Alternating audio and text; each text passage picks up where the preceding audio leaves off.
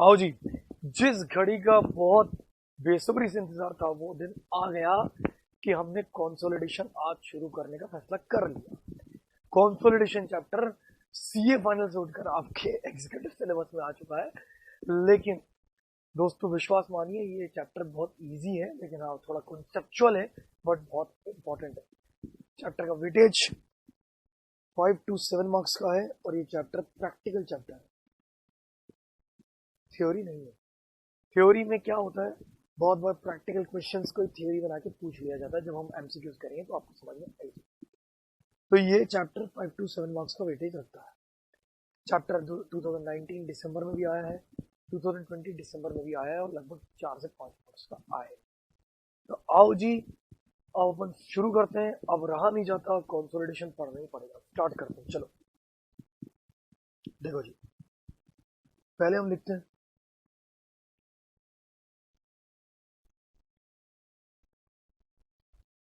consolidation means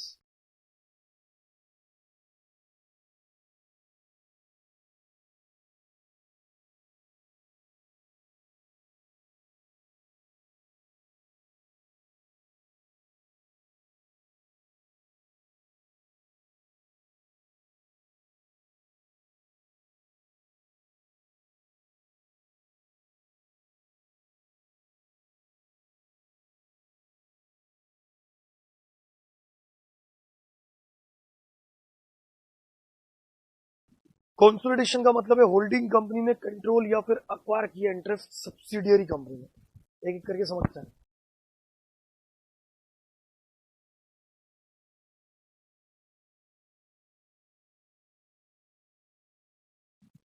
when company becomes holding company, when company acquires shares in another company for more than 51%, then such company known as holding company.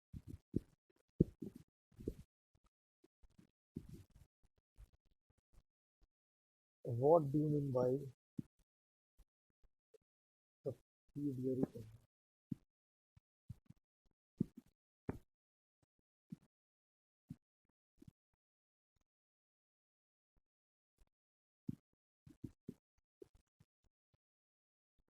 Company whose interest in the company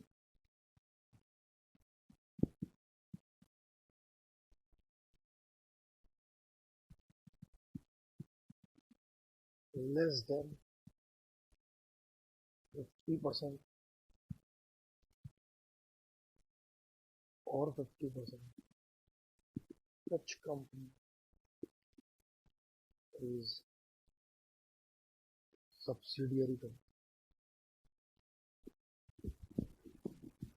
तो यानी हम यदि बात करें एक example से, H limited नाम की कंपनी है,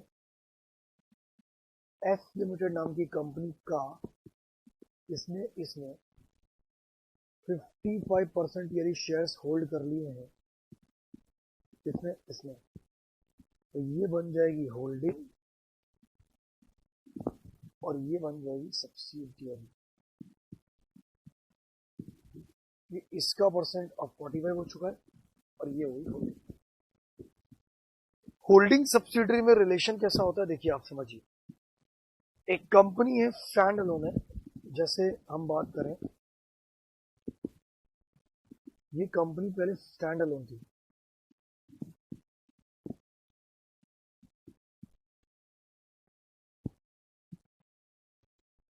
यानी एस लिमिटेड नाम की कंपनी पहले स्टैंड अलोन थी। वो खुद ही से ऑपरेट करती थी, खुद ही का बिजनेस। 2020 में और 21 में उसको हेवी लॉस हुआ, ठीक, 2021-22 में यही लॉस उसको वापस से हुआ, हेवी लॉस। तो 2020-23 में इसके बीओडी ने एक्शन लिया कि अब हमें कंपनी को, और शेयर होल्डर ने एक्शन लिया, अब हमें कंपनी को किसी दूसरों के हाथ में सौंप देना चाहिए। कोई ऐसा मिल जाए या कोई ऐसी कंपनी मिल जाए जो हमारी कंपनी को कम से कम 51% से ज्यादा शेयर एक्वायर कर ले हमारी कंपनी में, ताकि वो हमें कंट्रोल कर पाए। अब यदि एच लिमिटेड नाम की कंपनी इस कंपनी में अक्वायर कर लेती है मोर देन 51%, मोर देन 51%,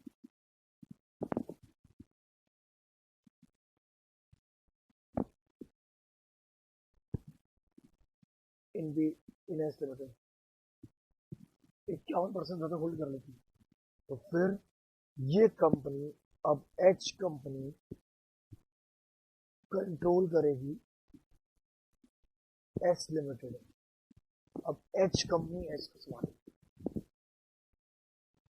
होता ये है कि जब किसी कंपनी को हेवी लॉस सफर हो जाता है या फिर दूसरे किसी रीजन से, बहुत सारे रीजन होते हैं, एक तो लॉस के रीजन है, तो फिर वो कंपनी जब देखती है कि हम अपनी कंपनी को संभाल नहीं पा रहे, तो वो अपनी कंपनी का 51% ज्यादा शेयर्स किसी और कंपनी को बेचने को तैयार हो जाती है।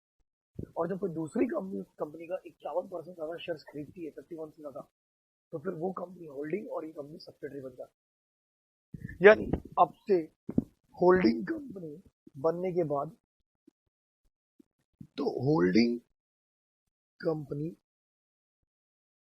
अब से कंट्रोल करेगी management of subsidiary company. Subsidiary company का मैनेजमेंट पूरा कंट्रोल करेगी, पहला। दूसरा, holding company control assets and liabilities of S limited. अब से असेट और लायबिलिटीज को कंट्रोल कौन करेगा? Holding company. तीसरा, holding company controls all actions of subsidiary company. अब से होल्डिंग कंपनी सारे एक्शंस कंट्रोल करेगी, मतलब सारे एक्शंस वही लेगी। Holding company conducts AGM EGM of subsidiary company. मतलब अब पूरा कंपनी का भार इसके ऊपर आ गया, ये उसको संभालेगी, ये उसको कंट्रोल करेगी, उसके मैनेजमेंट को कंट्रोल करेगी, उसकी असेट्स लायबिलिटी को कंट्रोल करेगी, एजीएम ईजीएम सब यही कंडक्ट करेगी। अब सब कुछ एक, क्योंकि होल्डिंग कंपनी क्या बन चुकी है? Holding company become parent company, या पेरेंट कंपनी बन चुकी है। आई बात समझ? यानी हम यदि बात करें, जिस भी कंपनी को हेवी लॉस हो जाता है या किसी अन्य रीजन से, या ये हो सकता है कि वो कंपनी अपना most of the shares, majority shares किसी दूसरी कंपनी को बेचना चाहती है, क्योंकि उससे कंट्रोल नहीं हो रहा, उससे मैनेजमेंट हैंडल नहीं हो रहा, तो फिर जो कंपनी उसके मोर देन 51% शेयर्स यदि खरीदेगी, तो वो कंपनी होल्डिंग, और जिसका खरीदी शेयर्स वो कंपनी सब्सिडरी बन जाएगी। और तब बनने के बाद से सारा कुछ कंट्रोल होल्डिंग के पास है। अब इधर आओ,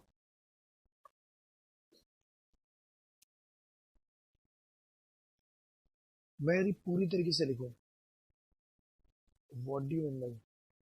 ये लिखता हूं मैं, when company becomes holding company.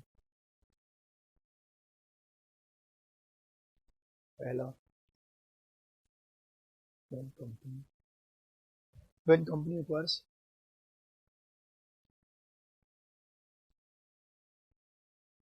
more than 51%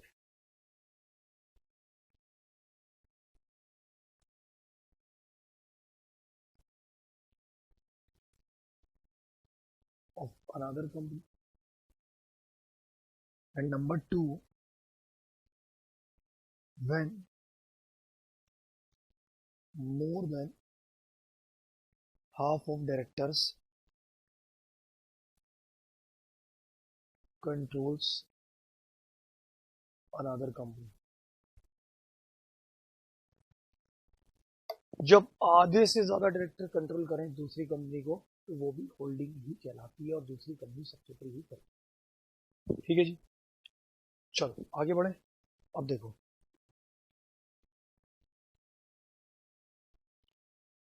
holding ने सब्सिडरी का कितना परसेंट शेयर बाय किया? मैंने अभी क्या बोला, 55। और ये कौन होगा? ये 45। ये शोल्डर किसके पास हो गए? ये अपन लिख देते हैं shares acquire by H limited. अब आप देखो, ये जो 45% शेयर्स है ना, जो एस के पास है, ये अब होल्डिंग चाहेगी कि ये भी मेरा हो जाए। यार सीधी सी बात है, कोई कंपनी दूसरी कंपनी को जब इतना पाल पोस के बड़ा कर रही है और कहीं उसका सारे कुछ रिस्पॉन्सिबिलिटी संभाल रही है, उसके मैनेजमेंट को संभाल रही है, उसका प्रॉफिट हैंडल कर रही है, असेट लायबिलिटी हैंडल कर रही है, तो क्यों नहीं वो चाहेगी कि मैंने ही मतलब इतना सब कुछ किया है, मैंने इस कंपनी को इतना कंट्रोल किया, मैंने इसका मैनेजमेंट हैंडल किया, मैंने इसकी प्रॉफिट हैंडल करी, मैंने इसकी एसेट लायबिलिटी हैंडल करी, तो सब कुछ मेरा हो जाए। जो मैं 45% भी सामने वाले के साथ शेयर करूं, आज 55% मेरा है तो मेरे पास पैसा है, मैं उसको कंट्रोल कर रही हूँ, मैनेज कर रही हूँ, तो क्यों ना पूरा 100% मेरा हो जाए। तो अब ये कंपनी क्या करेगी, इसको फोर्स करेगी, इसके 45% शेयर होल्डर को, कि तुम भी हमारे पास आ जाओ। या ये बोल लो, ये कंपनी 45% के लिए पीछे पड़ जाएगी कि वो 45% भी मुझे बेच दो, मुझे सोल्ड कर दो। अब ये 45% वाले मना कर रहे हैं, बोले हम तो नहीं जाएंगे, हम तो नहीं जाएंगे। तो जो लोग मना करते हैं कि हम तो होल्डिंग के साथ नहीं है, ऐसे शेयर होल्डर को क्या बोलते हैं? Dissenting share holder. और इन्हीं का दूसरा नाम क्या है? Minority interest. क्योंकि अब ये माइनर हो चुके हैं, कंपनी में वैसे माइनर नहीं, बच्चे होते हैं, अब इनका कंपनी में शेयर्स बहुत कम हो चुका है। मतलब सीधी सीधी बात, शेयर्स इन कंपनी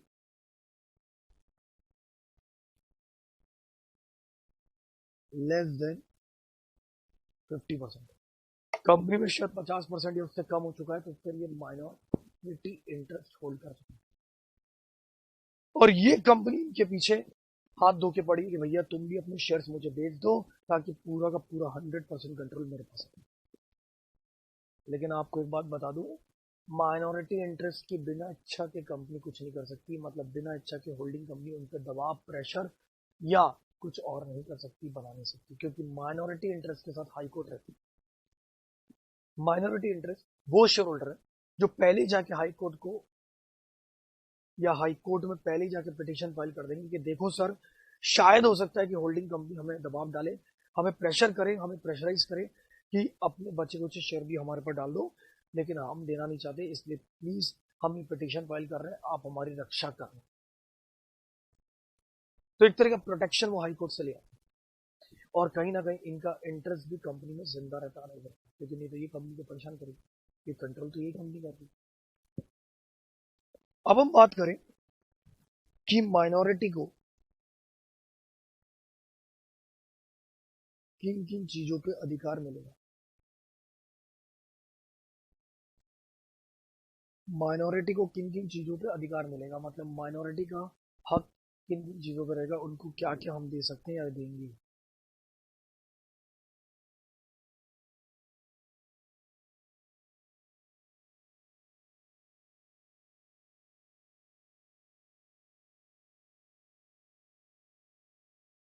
देखो, उनका अधिकार उनके शेयर्स पे रहेगा, ये सब उनके अधिकार का पैसा है, राइट का।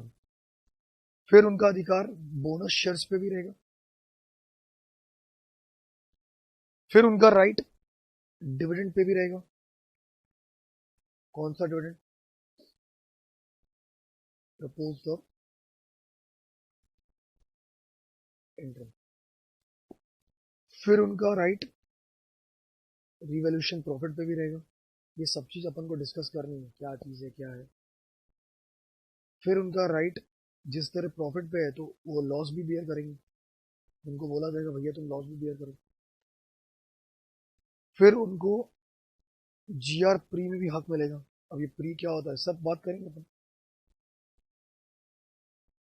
फिर उनका राइट जीआर पोस्ट में भी रहेगा, ये भी क्या होता है बात करेंगे अपन।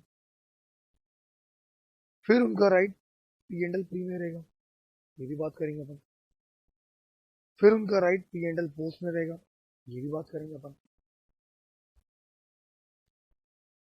तो इन सब चीजों पे उनका अधिकार बना हुआ रहेगा, मतलब उनको इसका भी पैसा मिलेगा, भले वो माइनॉरिटी इंटरेस्ट हो चुके हैं, भले वो माइनॉरिटी इंटरेस्ट हो चुके हैं, लेकिन उनका पैसे का अधिकार इन सब चीजों में भी रहेगा।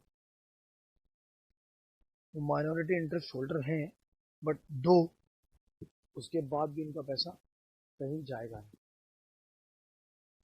अब देखो आगे बात करें। अब बात करें ये प्री क्या होता है, समझना। मैं अब तुम्हें प्री और पोस्ट से समझाता हूँ क्या होता है। सपोज मानो एच लिमिटेड ने अक्वायर किया एस लिमिटेड को। कब किया? ये किया 1 जुलाई 2019। इधर एक बैलेंस शीट दी हुई है, मैं पुरानी बैलेंस शीट ही बना रहा हूँ, ओल्ड बैलेंस शीट का फॉर्मेट ही बना रहा हूँ। किसकी दी हुई है? एस लिमिटेड की। यहां पर जीआर दिया हुआ है 2 लाख, 31 मार्च की बैलेंस शीट है। और पी एंड एल दिया हुआ है 1 लाख। और ऊपर आप देख ही पा रहे हैं कि एच लिमिटेड ने एस लिमिटेड को अक्वायर किया 1 जुलाई 2019 को। अब ये प्री पोस्ट का क्या चक्कर है, आते हैं एक काम और करते हैं। यहाँ लिख देते हैं H limited acquire S limited, मैं ब्रैकेट में लिख देता हूँ,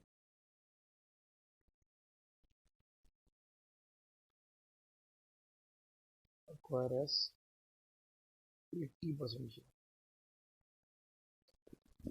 80% शेयर एक्वायर कर लेते हैं। अब देखो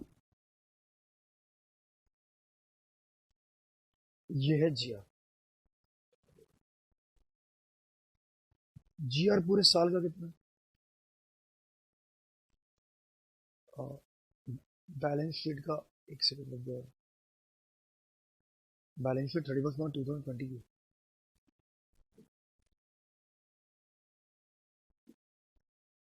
2020 की, ठीक है। जीआर पूरे साल का कितना दिया हुआ है? ये दिया हुआ है 2 लाख, आपके सामने की बात है।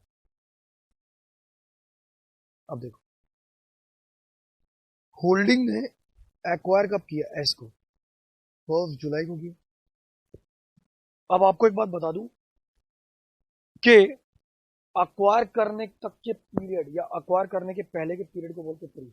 आप समझो मेरी बात, अप्रैल से लेके मार्च, सॉरी अप्रैल में जून, जुलाई में एक्वायर किया है, जुलाई में एक्वायर किया है, तो अप्रैल से लेके जून तक के पीरियड को क्या बोलेंगे? Pre, pre acquisition period.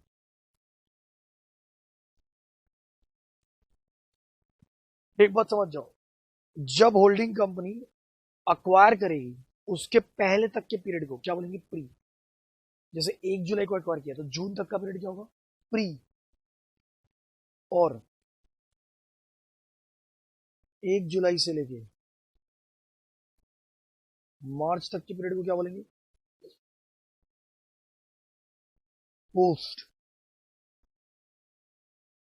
पूरा लिख देता हूं, पोस्ट एक्विजिशन पीरियड। अब यहां पर देखिए ये कितना महीने का पीरियड है? ये 3 मंथ्स का है, और ये 9 मंथ्स का है। अब आपको क्या करना है, जीआर को, जो जीआर है आपका, उसको आपको 2 पार्ट में डिवाइड करना है। 3 महीना प्री, 9 महीने का पोस्ट। हैं 2 लाख मल्टीप्लाई 3/12, 2 लाख अपन 9। अब आप ये क्या बोलोगे, ये जो पूरे साल का है ना जी आर, ये 12 के लिए, यानी 12 महीने के लिए। तो 3 महीने के लिए कितना, मतलब 12 में से 3 महीने का कितना अमाउंट है, सीधी सी बात। तो 50,000 के हैं,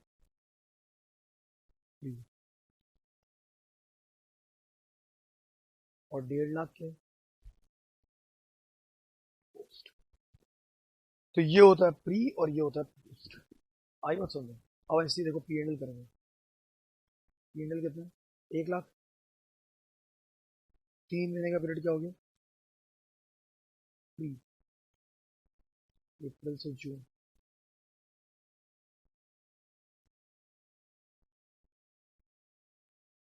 और 9 मंथ्स का पीरियड क्या हो गया, पोस्ट, जुलाई से मार्च।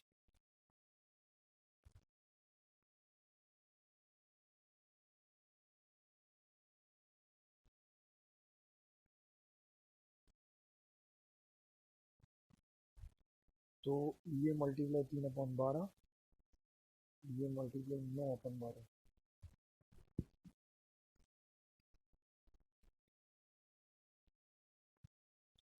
ये कुछ आएगा 25,000, और ये आएगा 75।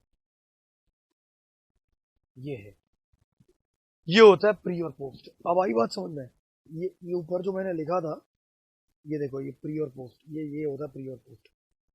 कि ध्यान रखना कि होल्डिंग के, जब तक एक्वायर नहीं किया होल्डिंग में, या अक्वायर करने के पहले के पीरियड को क्या बोलते हैं, प्री। अक्वायर करने के बाद के पीरियड को क्या बोलेंगे, पोस्ट। यहाँ लिख देता हूँ, up up to acquisition period pre, और आफ्टर एक्विजिशन पीरियड पोस्ट। अब मेरी आगे की बात सुनना, ये देखो जी आर है, मैं यहाँ साइड में लिख देता हूँ, जी आर है, जी आर प्री और पोस्ट में डिवाइड हुआ है 50, 1.5। अब ये 50 और 1.5 को आपको होल्डिंग और सब्सिडरी में डिवाइड करना है। सीधा से बात है, होल्डिंग सब्सिडरी डिवाइड करें। यहाँ 80% होल्डिंग ने एक्वायर किए, अब सब्सिडरी के पास 20% बचा है, मतलब ये एम आई है। 80% होल्डिंग ने एक्वायर किया, 20% अब इसके पास बचा है, ये एम आई है। क्या करना है देखो आप, ये हो जाएगा 40,000, मतलब 50,000 में 40,000 का हिस्सा किसका, होल्डिंग का, और 10,000 का पोर्शन किसका, सब्सिडरी का। 1.5 लाख में 80% हिस्सा किसका,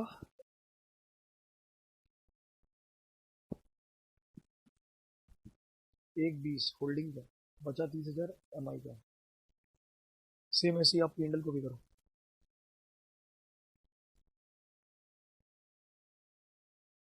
1 लाख है, उसमें 25,000 इसका, फ्री का, रिपोर्ट का, holding secretary, holding secretary, M I है, ये एम आई है। 80, 20, 80, 20,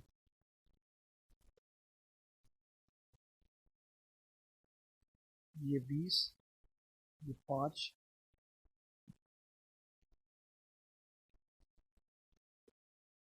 ये 60। तो ये होता है, इस तरीके से निकलता है, समझ गए।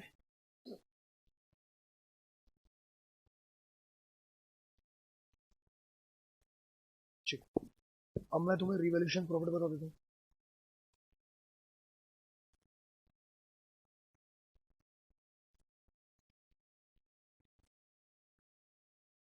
ये पता क्या है, profit arises on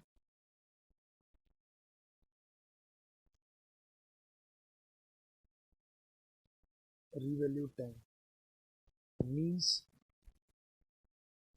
asset value increased, asset की वैल्यू इंक्रीज हो गई।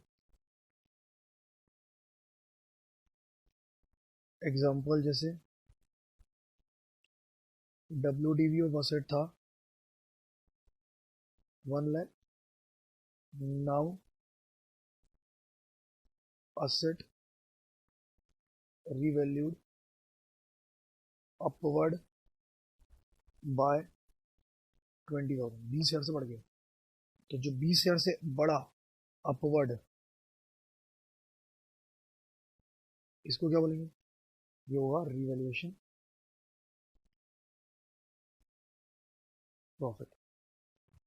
और सेम ऐसे ही जब रिवैल्यूएशन लॉस की बात करें तो इसका उल्टा है. 1 लाख की एसेट 80,000 की हो गई, 90,000 की हो गई. मतलब बेचा नहीं है, सोल्ड नहीं किया है. पड़े पड़े एसेट की वैल्यू है तो बढ़ गई है, तो पड़े पड़े एसेट की वैल्यू है तो गिर गई. मतलब होल्ड ही करके रखा है, इसको बेचा नहीं. या तो एसेट की वैल्यू बढ़ गई या तो घट गई, ऐसा. ठीक है, समझ गए?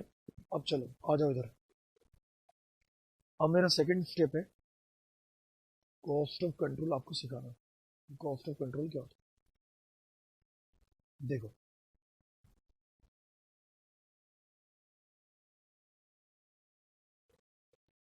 कॉस्ट ऑफ शेयर मैं यहां लिख देता हूं पहले. माइनस करेंगे प्री डिविडेंड रिसीव. बहुत काम करते हैं प्री एक्विजिशन. ये आ गया net cost of share. Minus करेंगे नेटवर्थ ऑफ सब्सिडी. ये पेड अप इक्विटी है. ये जीआर प्री है. ये P&L प्री है. ये बोनस शेयर है. ये रिवॉल्यूशन प्रॉफिट है.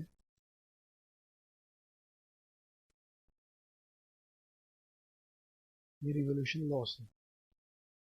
ये आया, माइनस किया. यदि प्लस में आया तो गुडविल, माइनस में आया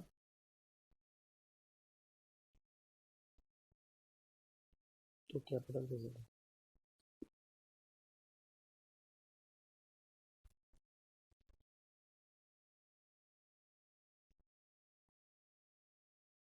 ये अब देखो ये क्या होता है. सीधा सा कॉन्सेप्ट है कि एच ने एस का 60% शेयर एक्वायर किया. तो यार तुम मुझे एक बात बताओ, एच जब 60% शेयर एक्वायर करेगा एस का, तो एच उसके लिए पेमेंट करेगा. मतलब H limited paid for 60% to H limited. Paid तो करेगा ना, कि नहीं करेगा? कैसे फ्री फोकट में शेयर्स ले आएगा? भाई आज इतना बड़ा मेजोरिटी पोर्शन ले रहा है, अरे इतना बड़ा क्या, छोटा भी लेगा तो भी पे करेगा, करेगा ना. तो 60% के लिए आज वो एस लिमिटेड को पैसा देगा. अब मान लो 60% की वर्थ है 60 लैक्स. 60% की वर्थ 60 लाख है. लेकिन 60% की कॉस्ट जो वो पे कर रहा है, पे बाय एच, उसकी वर्थ 60 लाख है. बट एच लिमिटेड जो उसका पे कर रहा है 60% का पैसा, आई बात समझ में?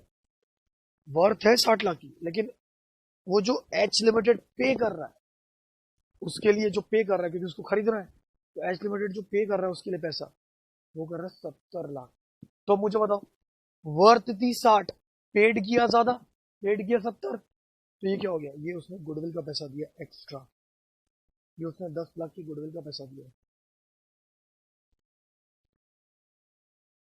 अब आपको एक बात बता दूं, इसको करना सीधी तरीके से. मतलब जितना रियल कॉस्ट पेड किया है कंपनी ने, माइनस कर देंगे जितनी उसकी वर्थ है,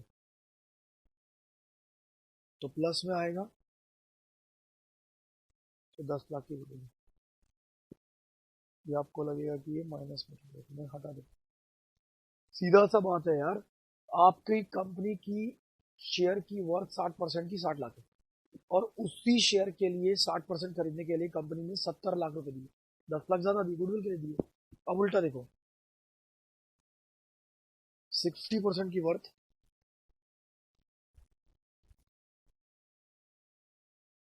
60 लाख है, बट 60% की कॉस्ट किसने क्या पे करी? कॉस्ट पे बाय एच लिमिटेड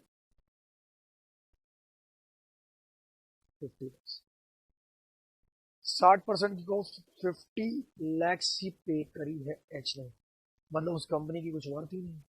मतलब सीधी सी बात यदि हम करें, उस कंपनी का इतना बोलबाला नहीं है, इसीलिए तो कम पे किया।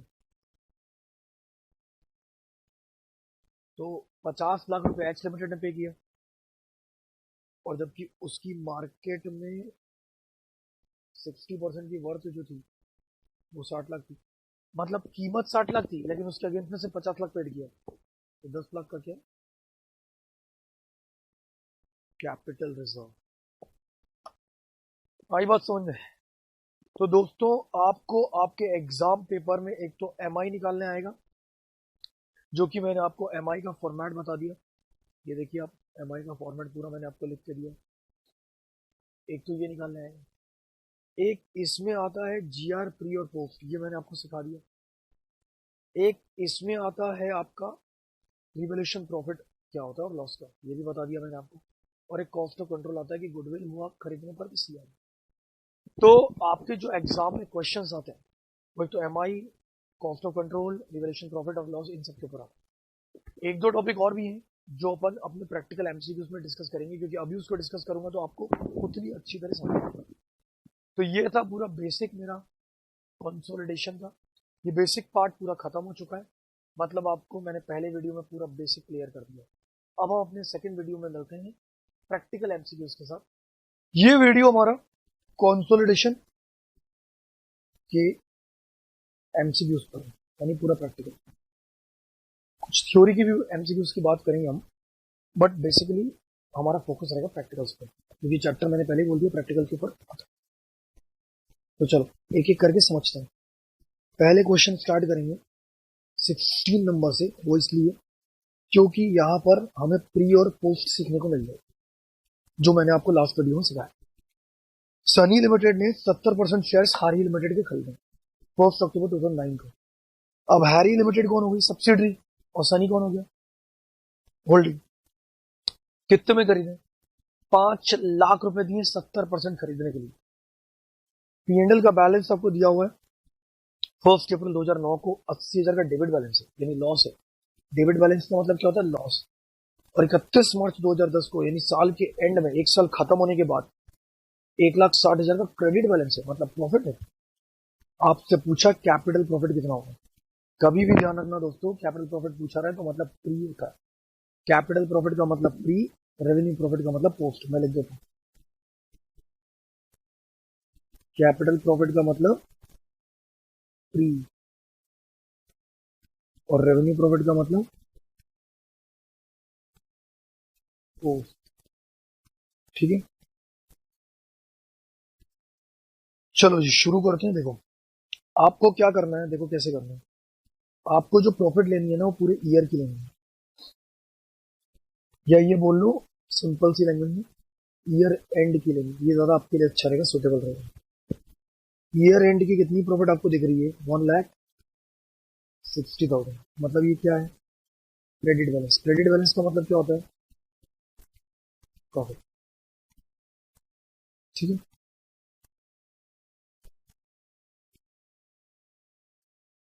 अब आओ जी, इसको दो पार्ट में डिवाइड। ये है प्री और ये है ड्यूरिंग द ईयर। देखते हुए,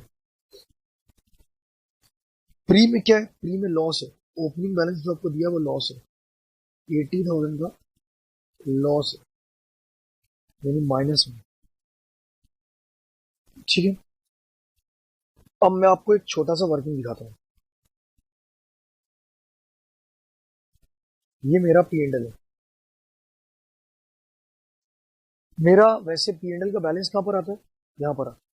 ये क्रेडिट बैलेंस होता है ओपनिंग, ये क्लोजिंग बैलेंस होता है,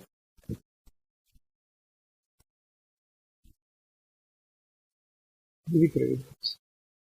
क्लोजिंग में क्रेडिट बैलेंस, और यहां पर यदि बैलेंस आया तो इसको क्या बोलेंगे? डेबिट। और यहां पर यदि बैलेंस आया तो इसको क्या बोलेंगे? Closing balance, debit. तो यहाँ देखो ये P&L का डेबिट बैलेंस है, तो यहाँ पर आएगा ओपनिंग है कितना 80 और क्लोजिंग बैलेंस जो है वो प्रॉफिट है। आप देख रहे हो क्रेडिट बैलेंस दिया हुआ है, ओपनिंग लॉस है और क्लोजिंग क्रेडिट बैलेंस है यानी प्रॉफिट है। तो कितना 1,60,000। यानी आप सोचो ड्यूरिंग द ईयर में कंपनी को नेट प्रॉफिट कितने का हुआ होगा। ये 240 है, ये 240 है, तो कंपनी को नेट प्रॉफिट साल भर में कितने का हुआ 240। बैलेंसिंग फिगर दोनों को ऐड कर दिया तो 240 का प्रॉफिट हुआ होगा। सोचो ना, आप समझो 240 का प्रॉफिट हुआ होगा और साल के शुरुआत में लॉस कितने का है 240 का प्रॉफिट हुआ होगा साल में, मतलब ड्यूरिंग द ईयर प्रॉफिट कितने का हुआ 240 और साल के शुरुआत में ओपनिंग में लॉस कितने का है 80। तो 240 में से 80 गए तो अल्टीमेटली एक साथ आया ना कि कंपनी को प्रॉफिट हुआ। अब देखो इधर आओ, ये मैंने एक साथ यहाँ लिखा 80,000 का लॉस।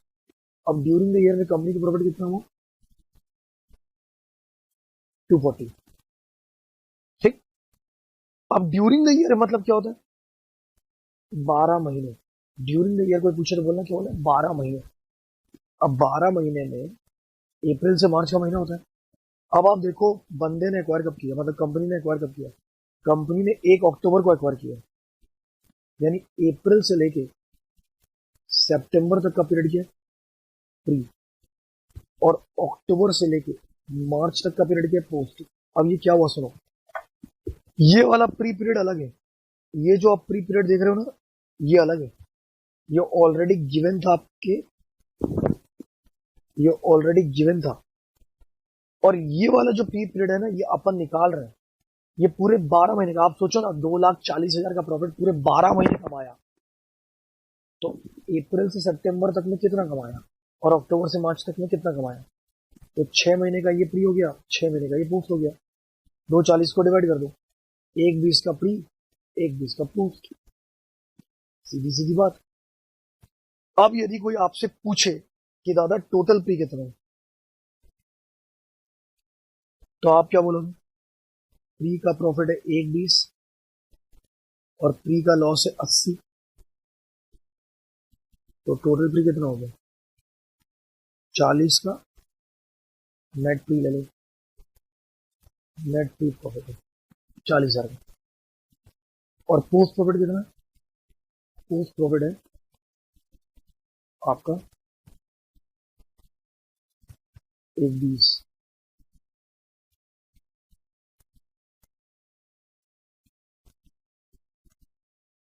ठीक, क्वेश्चन एग्जामिनर ने क्या पूछा है, एग्जामिनर ने पूछा है सनी लिमिटेड का प्रॉफिट कितना होगा, वो भी कैपिटल प्रॉफिट कितना होगा। सनी लिमिटेड का कैपिटल प्रॉफिट पूछा है, सनी लिमिटेड का कैपिटल प्रॉफिट पूछा है, ध्यान देना। अब आप एक काम करो, इस कैपिटल प्रॉफिट को 2 पार्ट में डिवाइड करो, होल्डिंग यानी सनी, सब्सिडरी यानी हैरी। सनी के पास कितना परसेंट शेयर है 70 और हैरी के पास कितना है 30। तो अब आप बताओ सनी ने या सनी के पास प्रॉफिट कितना होगा 40,000 का, 40,000 का 70% 28 और 12,000 का प्रॉफिट किसका हैरी का, ये सनी का है। इसको क्या बोलते हैं, इसको कैपिटल प्रॉफिट बोलते हैं। वहां तुम लिख लो capital profit also known as तो सनी का कैपिटल प्रॉफिट में हिस्सा रहेगा 28। ठीक है, ये रहा आपका आंसर। चेक, अगली बात समझिए। चलो चलो चलो चलो,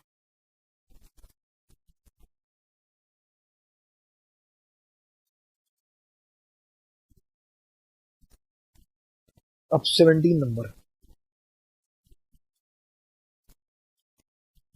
जूम लिमिटेड ने 80% शेयर्स डार्क लिमिटेड का खरीदा फॉर कंसिडरेशन ऑफ 5,20,000। 5,20,000 रुपए में आपने 80% शेयर खरीदा। डार्क लिमिटेड का शेयर कैपिटल जो है तो 4,000 है, 100 रुपए का है, यानी 4 लाख। और कैपिटल और रेवेन्यू प्रॉफिट आपको दिया हुआ है 3 लाख और 1 लाख। माइनॉरिटी इंटरेस्ट कितना है देखो। अब मैं आपको माइनॉरिटी इंटरेस्ट के लिए सीधा सीधा कैलकुलेशन सिखाता हूँ जो एक शॉर्ट ट्रिक पे बेस्ड है।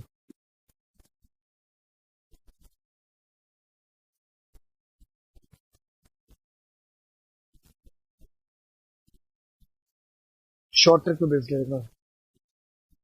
माइनॉरिटी है, माइनॉरिटी निकालने के लिए पहले मैं बता दूं 80% शेयर होल्डिंग के पास, सब्सिडरी के पास 20 है, ठीक है। तो एक सेकंड, शेयर कैपिटल कितना डार्क लिमिटेड में,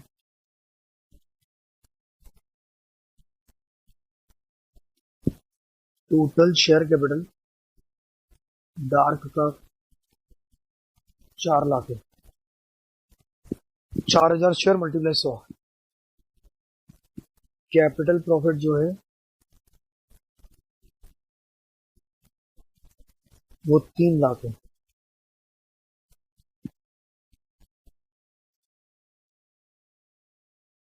और रेवेन्यू प्रॉफिट जो है वो 1 लाख है। ये सब डार्क का है, ये भी टोटल है, ये भी टोटल है, सब डार्क का है, सब डार्क का है। अब सबको ऐड करो, शॉर्ट ट्रिक बता रहा हूँ, एकदम शॉर्ट ट्रिक बता रहा हूँ। ये हो गया कि 8 लाख, ये टोटल नेटवर्थ आ गई डार्क की। अब इसको 2 पार्ट में डिवाइड करो। 80% कौन ले गया, क्या नाम है इसका, 80% जूम,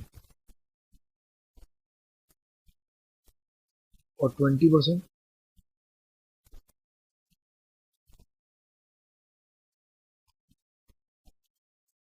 20% तो डार्क के पास है इसकी, 20%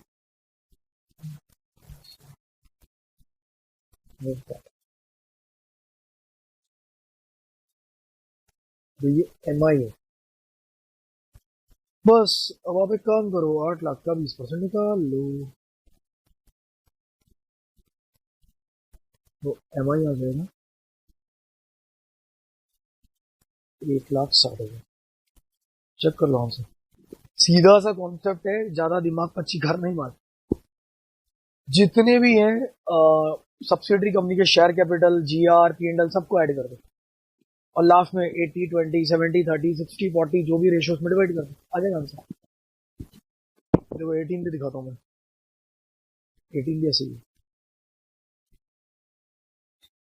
जुलाई 1 को ग्रेनीसन ने 7,000 शेयर्स एक्वायर किए नर्मदा के। ये मतलब मैं शॉर्ट में तुमको बता रहा हूँ, मतलब इससे तुम्हें पता क्या रहेगा, तुम्हें झंझट ही नहीं रहेगी प्री पोस्ट में डिवाइड करने की। अब जैसे देखो ये क्या लिखा है, 1 जुलाई को एक्वायर किया। अब तुम यदि इतनी लंबे ट्रिक से चलोगे तो तुम्हें प्री में फिर पोस्ट में डिवाइड करना है, फिर उसको आपस में बांटना है, क्या मतलब। शॉर्ट ट्रिक के एग्जाम में थोड़ा उतना टाइम रहेगा। शेयर कैपिटल नर्मदा लिमिटेड की 10,000 शेयर्स हैं, 100 रुपए के। जीआर का बैलेंस और पी&एल का बैलेंस नर्मदा का दिया हुआ है। और लेना आपको सारा डेटा इसका है, मतलब जिस कंपनी को आप एक्वायर कर रहे हो, जिस कंपनी को आप एक्वायर कर रहे हो उसी का डेटा लेना है। जीआर, अच्छा 1 जुलाई को, ये थोड़ा सा अमाउंट इधर उधर हो गई, 1 जुलाई को जीआर इतना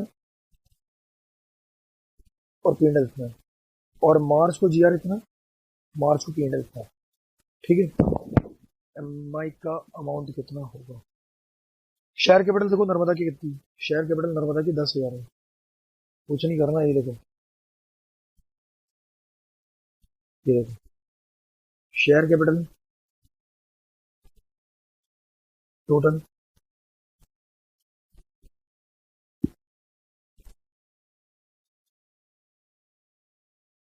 10,000 शेयर मल्टीप्लाई 100, तो ये से 10।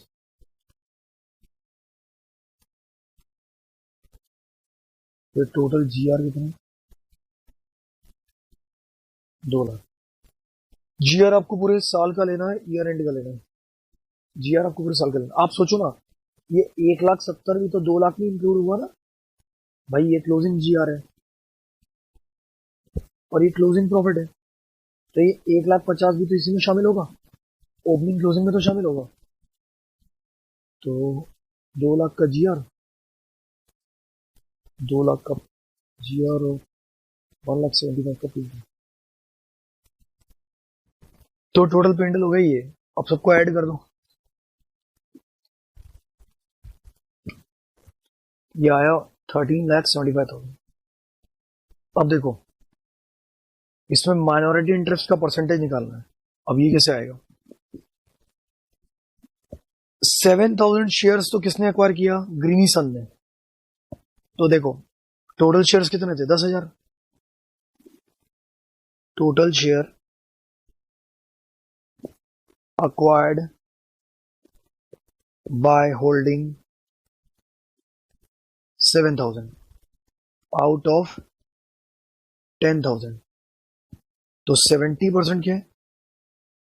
होल्डिंग का शेयर, और 30% क्या है? सब्सिडरी का शेयर। तो बस MI मतलब सब्सिडरी। कर दो इसको।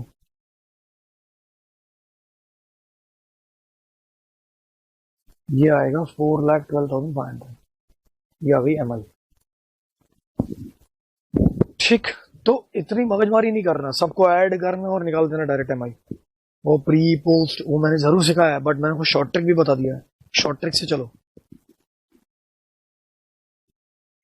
चलो जी, अब हम अगले क्वेश्चन पे मूव करें। MI का ही क्वेश्चन करेंगे अपन अभी।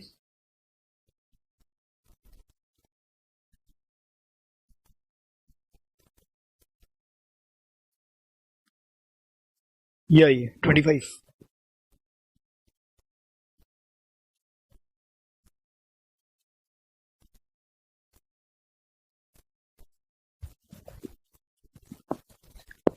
पटेल लिमिटेड ने 75% शेयर्स परचेस किया है। 60,000 आउट ऑफ 60,000। 60,000 शेयर्स में से 75% शेयर्स पटेल ने खरीद लिए, चंदू लिमिटेड के खरीदे।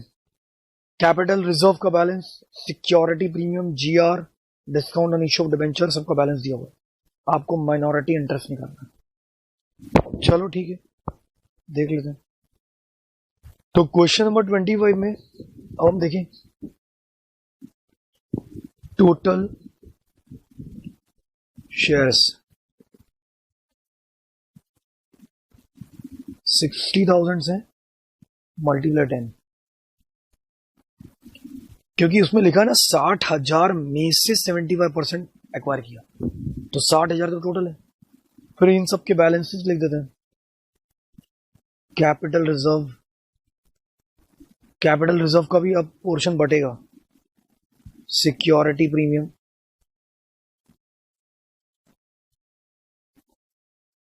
जीआर, पीएनएल तो है ही नहीं, और discount on issue of debenture.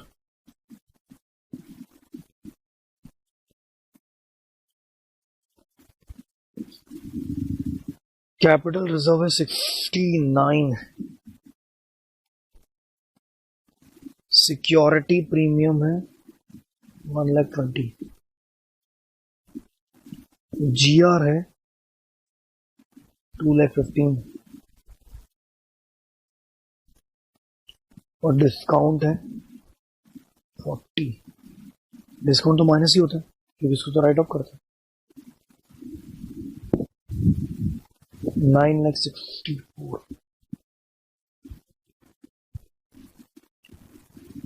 अब 25% MI है, इसका 25% निकाल देता हूँ।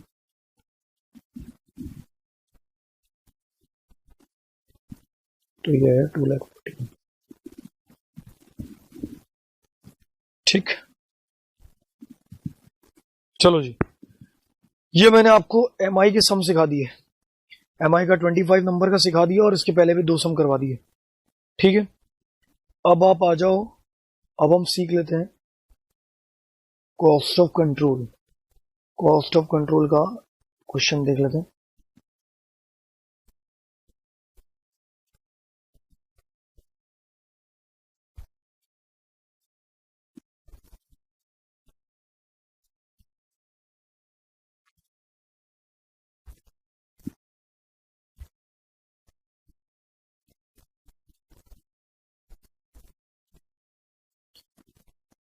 Cost of control, cost of control, cost of control.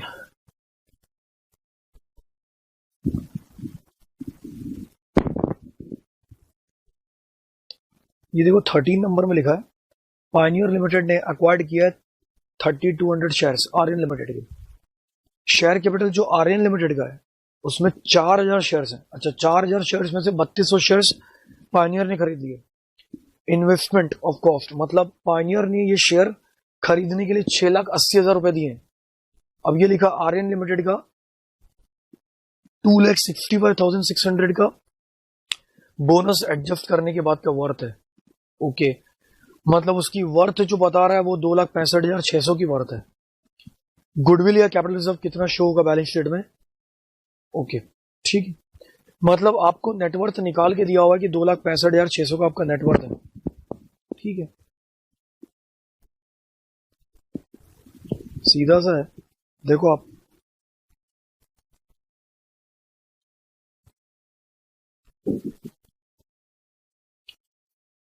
Question 13 में क्या करोगे सुनो आप, आपको ना कॉस्ट ऑफ शेयर 680 दिया हुआ है। मतलब आर्यन लिमिटेड ने जो 3200 शेयर्स खरीदे हैं, मैं लिख देता हूं, कॉस्ट फॉर 3200 शेयर्स, 3200 शेयर्स की कॉस्ट 86 दी हुई है। अब नेटवर्थ क्या है? वर्थ ऑफ 3200 शेयर्स 2,65,600, यानी 3200 शेयर्स की वर्थ आपको 2,65,600 देख रखी है। ठीक, अब सुनो आप, आपको एक बात बता दूं, नेटवर्थ में इक्विटी, रिजर्व, P&L, बोनस, ये सब शामिल करके रिजर्व आता है, ये सब इंक्लूड करके रिजर्व आता है ना। तो आपको वर्थ देके रखी है, 3200 शेयर की वर्थ इतनी है, तो बस अब आपको दोबारा इसमें शेयर्स मत लेना। मतलब ये जो 3200 शेयर्स है ना, ये दोबारा इसमें ऐड मत करना, क्योंकि मैंने अभी क्या बोला, नेटवर्थ में क्या इंक्लूड रहता है? Equity, GR pre, P&L pre, bonus. तो दोबारा मत करना, बस अब इसको माइनस कर दो। प्लस में आएगा तो गुड, प्लस में ही आ रहा है। 4,14,400 है,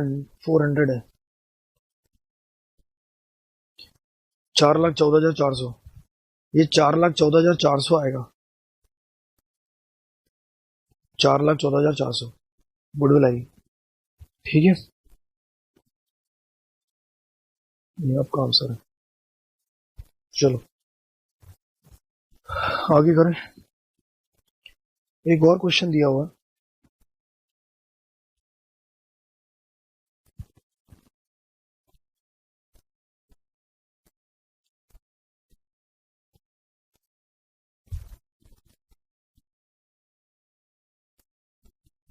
थर्टी फाइव, होल्डिंग कंपनी का शेयर जो है कैपिटल और रिजर्व्स में सब्सिडरी कंपनी के 3,90,000 है। ओके, और इन्वेस्टमेंट जो हुआ है शेयर्स में वो 4,20,000 का है। ओके, समझो, शेयर जो है होल्डिंग कंपनी का वो 390 की, और इन्वेस्टमेंट जो हुआ है वो 420 का हुआ है। क्या मतलब हुआ इसका, समझो। क्वेश्चन नंबर 35 बोल रहा है कि इन्वेस्टमेंट कॉस्ट जो है वो 420, मतलब होल्डिंग कंपनी ने कितना पेड किया? होल्डिंग कंपनी ने पेड किया है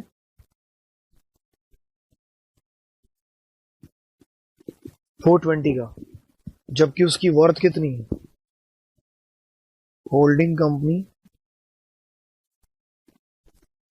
पोर्शन इन रिजर्व्स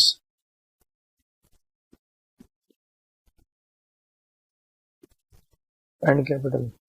कैपिटल और रिजर्व्स में इसकी पोर्शन कितनी है? 390 की है। फिर से ज्यादा पेमेंट कर दिया तो ये हो जाएगा गुडविल, मतलब ऑप्शन नंबर ये। ठीक है, चलो अब हम एक काम करते हैं, हम अनरियलाइज प्रॉफिट पे कुछ सम कर लेते हैं। अनरियलाइज प्रॉफिट किस पे? ऑन स्टॉक पे। अब इसको तो मैं आपको क्वेश्चन से समझाने वाला हूं कि अनरियलाइज प्रॉफिट का चक्कर क्या है। आ जाओ, ये होती क्या है देखो। 3 नंबर, यदि होल्डिंग कंपनी गुड्स सोल्ड करती है 27,000 का गुड्स 36,000 में। अच्छा, होल्डिंग कंपनी ने 27,000 का गुड्स 36,000 में बेचा सब्सिडरी को, और अभी क्या लिखा है, सब्सिडरी के पास अभी भी 6,000 का गुड्स पड़ा हुआ है। यानी आप समझो, होल्डिंग ने गुड्स बेचा, सोल्ड किया सब्सिडरी को। अब सब्सिडरी क्या करेगी? सब्सिडरी तो बिजनेस कर रही है, तो सब्सिडरी उसको अपने कस्टमर को बेचेगी, लेकिन उसने अभी तक 6,000 रुपए का माल बेचा नहीं, अभी भी उसके क्लोजिंग स्टॉक में पड़ा हुआ है, यानी अभी भी उसके स्टॉक में पड़ा हुआ, गोडाउन में पड़ा हुआ है। लिखा है ना, as on the date of the balance sheet 6,000 remains at subsidiary company. तो अब सुनो, होल्डिंग ने प्रॉफिट कितना कमाया? Holding made profit on sale of goods या स्टॉक। कितना कमाया? 36 माइनस 27, 9,000 रुपए का प्रॉफिट कमाया। ठीक, अब ये जो 9,000 का प्रॉफिट कमाया, इसका परसेंटेज निकाल लेते हैं। प्रॉफिट ऑन सेल्स परसेंटेज, तो 9,000 का प्रॉफिट 36,000 पे कमाया।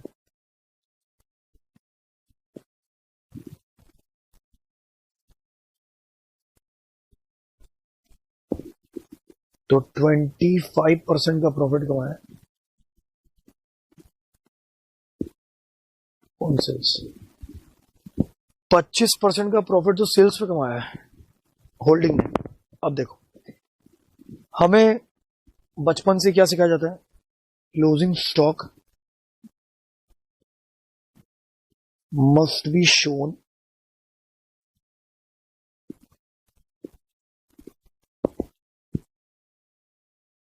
In balance sheet at cost. Cost पे दिखाना है, जबकि आप खुद सोचो कि क्लोजिंग स्टॉक अभी जो दिखा रहा है 6,000, वो तो एट सेल्स है। कैसे सेल्स है? क्योंकि आप सोचो, होल्डिंग ने 27,000 का गुड्स 36 में बेचा, तो 27 का कॉस्ट होल्डिंग के लिए, बट 36 की सेलिंग प्राइस होल्डिंग के लिए। भाई होल्डिंग यदि बेचेगा तो उसके लिए सेलिंग प्राइस होगी, बट यदि हम बात करें 36 की कॉस्ट सब्सिडरी के लिए, आप समझो ना, 27 का गुड्स वो उठाया और 36 में बेचा, तो 36 का उसने सेलिंग प्राइस बताया क्योंकि उसने प्रॉफिट कमाया। सेल मतलब क्या? जिसमें प्रॉफिट इंक्लूड हो। लेकिन आज वो 36 का माल, 36 का माल जो बेच रहा है, वो उसके लिए तो सेलिंग है, बट सब्सिडरी के लिए तो कॉस्ट है ना। भाई यदि आज मैं दुकान से कोई चीज लेकर आता हूं, तो मेरे लिए तो कॉस्ट है, दुकानदार के लिए तो सेल प्राइस है, तो उसके लिए तो कॉस्ट है। तो अब सुनो, लेकिन वो कॉस्ट भी देखा जाए एक तरह की सेल प्राइस है। कैसे समझ लो?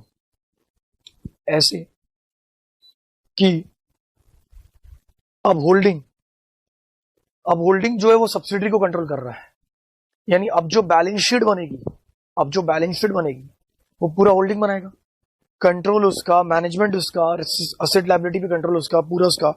तो क्या वो अपने आप से प्रॉफिट कमाएगा? अब जब वो सब्सिडरी को कंट्रोल ही कर रहा है तो क्या उस सब्सिडरी पे प्रॉफिट कमाएगा जिसको वो कंट्रोल कर रहा है? अपने आप से कोई प्रॉफिट कमाएगा क्या? तो यानी अब ये देखो, ये क्लोजिंग स्टॉक एक तरह से देखा जाए तो इंटरकली मैनर में सेल पर है 6000। अब देखो 6000 सेल प्राइस है और कितनी प्रॉफिट है इसमें, कितना परसेंटेज प्रॉफिट इंक्लूड है? 25%। तो इसका 25% निकाल लो, ये 25% ऑन सेल है।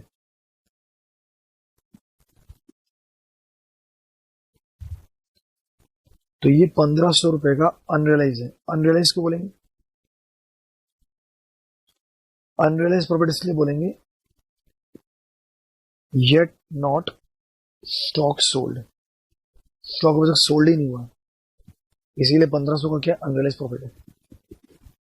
समझे? ये है आपका आंसर, 1500 का अभी तक अनरियलाइज प्रॉफिट ही है।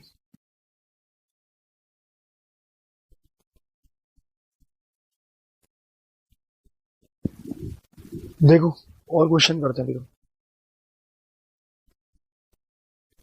ये देखो, एच ने होल्डिंग कंपनी अपने आप को बताया और एच सब्सिडरी है।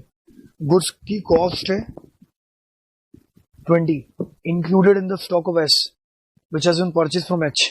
ओके, फिर से वही देखो, माल किसको बेचा? एस को। एस के लिए क्या कॉस्ट और तुम्हारे लिए क्या सेल, और कंपनी ने कितना प्रॉफिट कमाया? 10% ऑन सेल, 10% ऑन सेल कमाया। देख लो सीधा सा है, सेल फॉर एच लिमिटेड। तो प्रॉफिट ऑन सेल कितना है?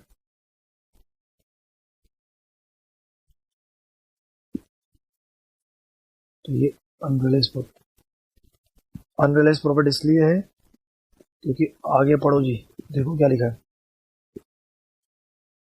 कंपनी के पास जो माल एच से आया था वो अभी तक सोल्ड ही नहीं हुआ है। अनरियलाइज प्रॉफिट पूछा आपसे, जब भी अनरियलाइज प्रॉफिट पूछे ना, इसका मतलब ही है कि एच ने गुड्स एस को सोल्ड किया बट एस ने अभी तक सोल्ड नहीं किया कस्टमर, या ये बोल लो सोल्ड किया तो बिका नहीं। देखो अब ये देखो 14,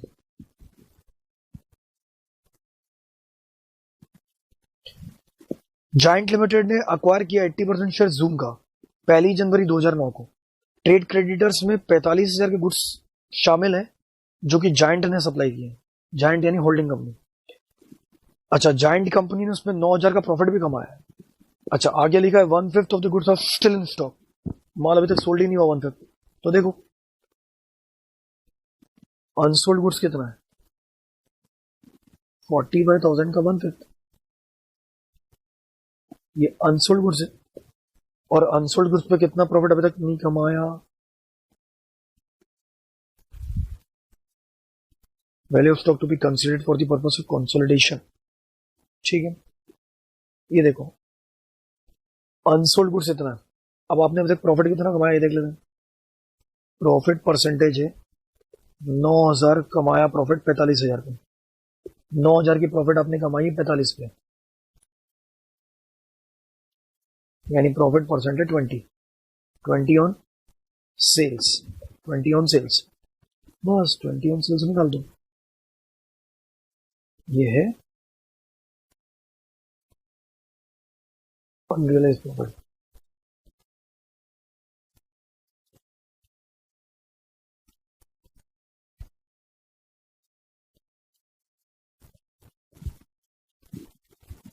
ठीक है,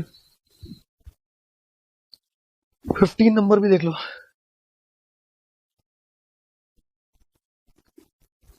वेल्थ लिमिटेड ने एक्वायर किया 55% शेयर गोल्ड का 1 फरवरी को। वेल्थ ने गुड्स बेचा है, सोल्ड किया, कॉस्ट प्लस 20%। कॉस्ट प्लस 20% मतलब समझ में आ रहा है? कॉस्ट का 1/5, 1/5 20/100 तो 1/5। ठीक है, उसने गुड्स सप्लाई किया 90,000 का, उसमें से 60% अभी भी स्टिल इन स्टॉक है। अनरियलाइज कितना होगा? पहले तो अनरियलाइज निकाल लो, अरे सॉरी, पहले तो अनसोल्ड गुड्स निकाल लो।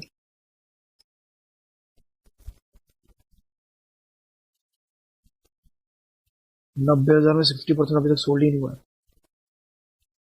54। अब 54, अब यहां देखो, ये एट सेल है क्योंकि ये भी सेल प्राइस है।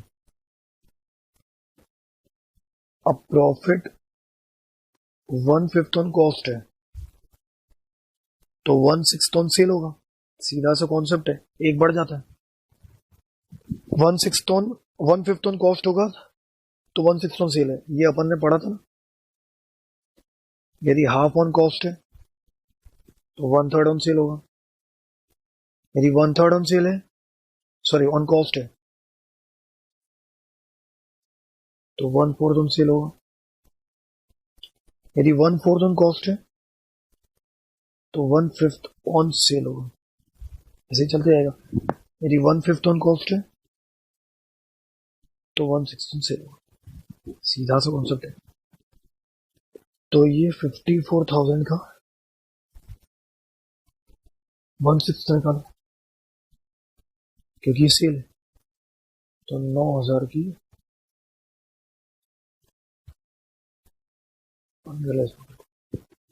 ठीक है। ये आपका आंसर 9,000 रहेगा। 10,800 भी नहीं है, 5,940 भी नहीं, 4,950 नहीं, ये गलत दे दिया। 9,900 ही नहीं, 9,000 आएगा। ये 9,900 का नहीं है, 9,000 आएगा। चलो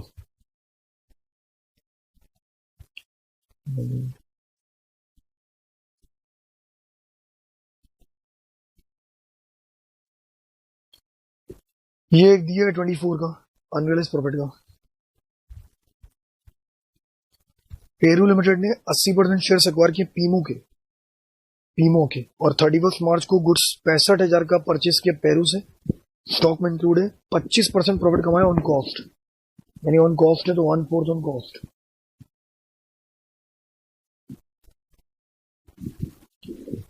प्रिपरेशन के टाइम पर अनरियलाइज्ड प्रॉफिट कितनी होगी? ठीक है,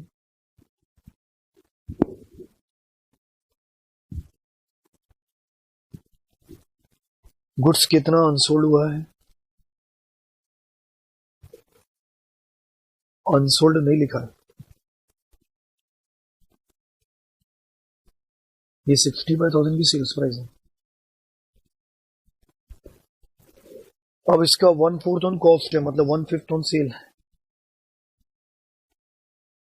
क्योंकि सेल प्राइस है तो 1/5 ऑन सेल, तो 13,000 का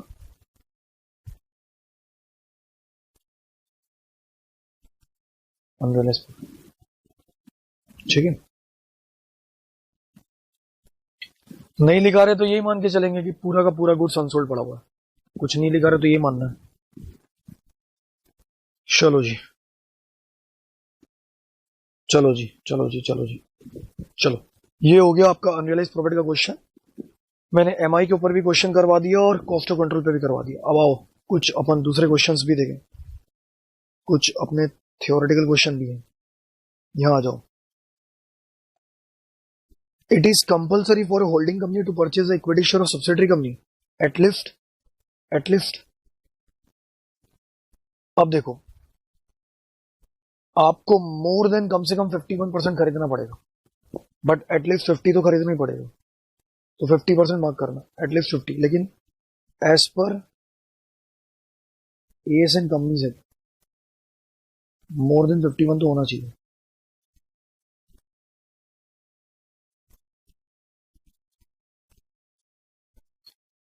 कॉन्सोलिडेटेड बैलेंस शीट में क्या शो नहीं होता है? कॉन्सोलिडेटेड बैलेंस शीट में कैश आता है, स्टॉक आता है, माइनॉरिटी आता है, ये नहीं आता। इंटर कंपनी ट्रांजेक्शन शो नहीं होता है। ठीक है, इंटर कंपनी ट्रांजेक्शन को शो नहीं करते हैं। Minority interest of subsidiary company और authorise for all of the above. Capital revenue आप इसको भी मार्क कर सकते हो क्योंकि इसमें दोनों चीज आ गई, capital and revenue. Holding company में देखो लिखा हुआ holder of at least 51% shares of another company, ये देखो लिखा, इसलिए मैंने यहां पर लिखा economic activity of investment associate is controlled by holding limited and subsidiary, state the relevant accounting standard of AS 13, 21, 23 and 27 applicable है। AS 23 एप्लीकेबल होता है इन्वेस्टमेंट इन एसोसिएट्स पे,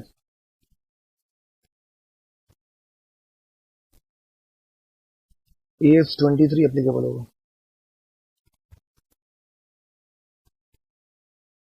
और ये होता है 20%। कम से कम 20% शेयर्स होंगे तो जाके इन्वेस्टमेंट इन एसोसिएट बनेगा। ये मत करना, ये AS 3 का क्वेश्चन है, अपन AS 21 कर रहे हैं, तो ये तो उसका है, मतलब क्या बोलते हैं, कंसोलिडेशन का नहीं है, ये कैश फ्लो का है। मैं काम करता हूँ, यहां पर लिख देता हूँ, ये कैश फ्लो का क्वेश्चन है, ऐसा लिख दो, क्वेश्चन ऑफ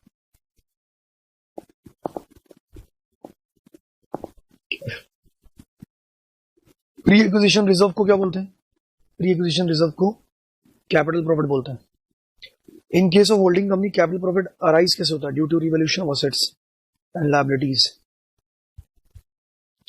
होल्डिंग कंपनी के केस में कैपिटल प्रॉफिट जो अराइज होता है असेट को, मतलब असेट यदि बढ़ गई और लायबिलिटी यदि कहीं ना कहीं घटी है, तो उसके चक्कर में जो कैपिटल प्रॉफिट अराइज हुआ है उसका ट्रीटमेंट क्या होगा? Added to CR, added to goodwill, added to balance of P&L and deducted from CR। आप एक काम करो, इसमें ये एडेड टू CR होता है। आपका जो कैपिटल प्रॉफिट आया ना, हमेशा ध्यान रखना, इसको हम कैपिटल रिजर्व में ऐड करके दिखाते हैं बैलेंस शीट में।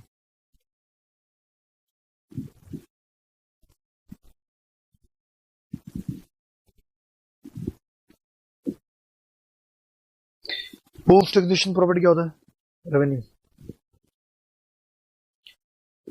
Group share of pre acquisition reserve of subsidiary form part of pre acquisition reserve, pre acquisition reserve, pre acquisition reserve, capital reserve. Consolidated balance sheet में यदि शेयर जो है company का have been bought for more than the balance sheet value. Goodwill, यदि आपने balance sheet value से ज्यादा खरीदा है तो फिर गुडविल होगी। जब कंसोलिडेटेड बैलेंस शीट से डील करते हो तो एक्सप्रेशन कॉस्ट ऑफ कंट्रोल क्या बताता है? गुडविल, क्योंकि कॉस्ट ऑफ कंट्रोल से या तो गुडविल आती है या तो CR आता है।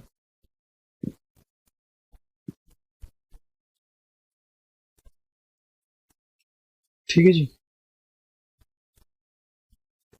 65 preparation of consolidated balance sheet subsidiary AS 21। तो 66 में क्या है? आउटसाइडर का शेयर यदि नेट एसेट में होता है इन सब्सिडरी कंपनी। नेट एसेट का मतलब क्या हो गया? नेट एसेट का मतलब हो गया आपका इक्विटी प्लस रिजर्व, तो ये माइनॉरिटी इंटरेस्ट है, इन्हीं का शेयर रहता है। प्री एक्विजिशन प्रॉफिट को क्या कहते हैं? कैपिटल प्रॉफिट कहते हैं। यदि आपका इन्वेस्टमेंट कॉस्ट ज्यादा है पेड अप वैल्यू से, हमेशा ध्यान रखना कॉस्ट ऑफ इन्वेस्टमेंट ज्यादा है पेड अप से, या आप इसको वर्थ भी कह सकते हो, जो मैं बता रहा था आपको वर्थ, लास्ट वीडियो में बताया था, तो वो गुडविल होती है। उल्टा हो जाए तो वो कैपिटल रिजर्व होता है।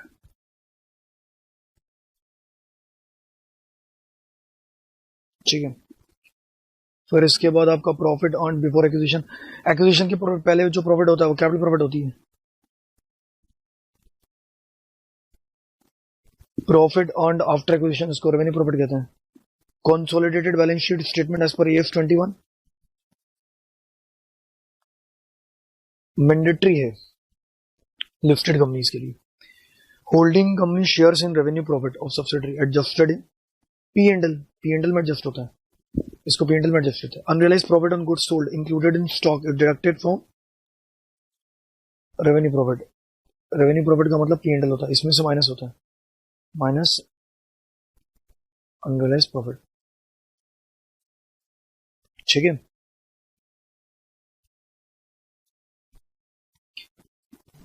which of the following statement is true? There is no change in the amount of capital reserve before and after the issue of bonus share.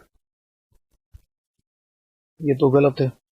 There is change in the amount of capital reserve before and after the issue bonus share of the issue made out of, ये भी गलत है क्योंकि bonus share pre acquisition से होता है और capital reserve में चेंज होता है। There is change in the amount of capital reserve before and after the issue bonus share, हाँ ये सही है, ये सही है कि कैपिटल रिजर्व के अमाउंट में चेंजेस आते हैं बोनस इशू करने के बाद, और ये प्री एक्विजिशन प्रॉफिट से होता है। प्री एक्विजिशन प्रॉफिट से क्या होता है, हमेशा ध्यान रखना, बोनस हमेशा प्री एक्विजिशन प्रॉफिट से ही शेयर डिक्लेयर होता है। मैं आपको एक बात बता दूं, bonus share declared out of pre acquisition profit like GR pre, या लाइक मत लिखो, लाइक मत लिखो, इतना है कि प्री एक्विजिशन प्रॉफिट से बोनस शेयर डिक्लेयर होता है। तो मैं काम करता हूं, बताता हूं, जैसे जीआर प्री, पी प्री और कैपिटल रिजर्व, ठीक है। माइनॉरिटी का इंटरेस्ट इंक्लूड होता है, तीनों में होता है, all of the above. Time interval between the date of acquisition and date of balance sheet, okay. Acquisition और डेट ऑफ बैलेंस शीट के बीच का जो टाइम होता है, मतलब जैसे मानो कि तुमने एक्वायर किया 1 जुलाई को और बैलेंस शीट है तुम्हारी 31 मार्च की, तो दोनों का क्या है, pre acquisition dividend receive by holding company credited to. हमेशा ध्यान रखना, प्री एक्विजिशन डिविडेंड जो भी रिसीव्ड होता है ना, मतलब होल्डिंग कंपनी, ध्यान देना, होल्डिंग कंपनी जो भी प्री एक्विजिशन डिविडेंड रिसीव करती है उसको पता है कहां से एडजस्ट करता है, इन्वेस्टमेंट में से। Post acquisition dividend receive P&L में से, ठीक है। तो लो जी, ये आपका सारा कुछ मैंने थ्योरी और एमसीक्यूज प्रैक्टिकल पूरा बता दिया, और अब आपको यही पढ़ना है। प्रैक्टिकल में आप ध्यान रखना, आपको basically MI, cost of control, फिर इसके बाद अनरियलाइज प्रॉफिट, इन सब में ध्यान देना है, और इन्हीं के एमसीक्यूज अपन ने किए हैं प्रैक्टिकल, और बाकी थ्योरी तो मैंने आपको बता दी। तो लो जी, ये आपका हो गया, आपका होल्डिंग और सब्सिडरी बोले तो कंसोलिडेशन। मस्त तरीके से पढ़ना, एंजॉय करना, और बिंदास तरीके से नोट बनाना, और जो जो मैंने लास्ट वीडियो में, यानी मेरे पहले वीडियो जो कंसोलिडेशन है उसको पहले प्रेफर करना, क्योंकि उसमें GR pre post, P&L pre post भी बताया मैंने, और शॉर्ट ट्रिक भी बताई है MI की, ये मैंने सेकंड वीडियो में बताया। तो ये पूरा वीडियो देखना आराम से, पहले फर्स्ट वीडियो को प्रेफर करना, उसके नोट्स पूरे बना लेना जो जो मैंने लिखा है, और बिंदास तरीके से पूरे एक बार एमसीक्यूज वापस से सॉल्व करना। तो चलो जी, ये रहा अपना कंसोलिडेशन। आइए जी हमारे नेक्स्ट वीडियो पे। हमारा ये वीडियो है एक बहुत ही शानदार चैप्टर के ऊपर जो प्रैक्टिकल लाइफ से रिलेटेड है, और चैप्टर का नाम है ईसॉप। ईसॉप यानी एम्प्लॉइज स्टॉक ऑप्शन प्लान। ये चैप्टर 1 to 2 मार्क्स का वेटेज रखता है, ठीक है जी, आपके एग्जाम में। बड़े चैप्टर प्रैक्टिकल लाइफ से रिलेटेड है, मजा आ जाएगा चैप्टर में, मतलब शानदार कॉन्सेप्ट से लेकर आए हैं चैप्टर, और बहुत ही खूबसूरत चैप्टर है। चलिए जी, हम शुरू करते हैं कि ये चैप्टर का मतलब क्या है, ईसॉप का मतलब क्या होता है। मतलब समझाने के बाद मैं इसकी थ्योरी पढ़ा दूंगा, और थ्योरी के बाद फिर हम जैसे कि प्रैक्टिकल देखते हैं, हम प्रैक्टिकल फिर करेंगे। देखिए जी, ईसॉप क्या होता है, मैं आपको एक एग्जांपल से पूरा इस वर्ड का कॉन्सेप्ट क्लियर करता हूं कि ईसॉप क्या होता है। एक बंदा है मिस्टर ए, ये बंदा क्या करता है, ये बंदा जॉब में है। जॉब इसकी कहां पर है, जॉब इसकी रिलायंस कंपनी में है। इस बंदे का पैकेज क्या है, इस बंदे का पैकेज 15 लाख पर एनम है, 15 लाख रुपया पर एनम है। ये बंदा कई सालों से जॉब कर रहा है, यानी मैं बोलूं तो ये बंदा 5 सालों से कर रहा है इन रिलायंस कंपनी, और 5 सालों में इसका पैकेज नाक के बराबर बढ़ा है। मतलब ना तो इसका कोई गंदा परफॉर्मेंस है, ना तो कुछ है, लेकिन इसका पैकेज कंपनी वालों ने नहीं बढ़ाया। जब 2020 में पैकेज नहीं बढ़ाया तो ये टूट पड़ा कंपनी पे, और कंपनी को जाके बोला, एचआर को शिकायत की, बोले मैं तो छोड़कर जा रहा हूँ जॉब। तो कंपनी ने बोला भाई कोरोना चल रहा है, कोरोना में तो लोगों को नौकरी नहीं है और तुम जॉब छोड़ने की बात कर रहे हो, 15 लाख का पैकेज इस साल और ले लो। 2021 आया तो 2021 कोरोना वाला पीरियड आ गया, तो बोला कि एक बार और, लेकिन अब इससे बर्दाश्त के बाहर हो गया। अब इसने बोला नहीं नहीं नहीं, अब नहीं चलेगा, मुझे तो अब पैकेज बढ़ाना है, मैं तो अपना पैकेज बढ़ा के रहूंगा। ये एचआर के पास जाता है और एचआर से बात करता है कि नहीं, मुझे तो मेरा पैकेज बढ़ा हुआ चाहिए, मैं पिछले 5 सालों से इतनी मेहनत कर रहा हूँ, हार्डवर्क कर रहा हूँ, मैं मेरे परफॉर्मेंस के लिए पता नहीं क्या क्या करता हूँ, एंड आफ्टर दैट ऑल्सो कि मेरा पैकेज 15 लाख ही है। एचआर उसको बोलता है कि चलो अपन एक काम करते हैं। काम ये करते हैं, एचआर कंपनी के बिहाफ पे, ऑन बिहाफ ऑफ कंपनी, इसको बोलता है कि हम तुम्हें एक ऑफर देते हैं, offer to mister E employ. बोले ऑफर ये है कि तुम मुझे ये कमिटमेंट दो कि नेक्स्ट 3 इयर्स तक तुम मेरे यहां जॉब करोगे।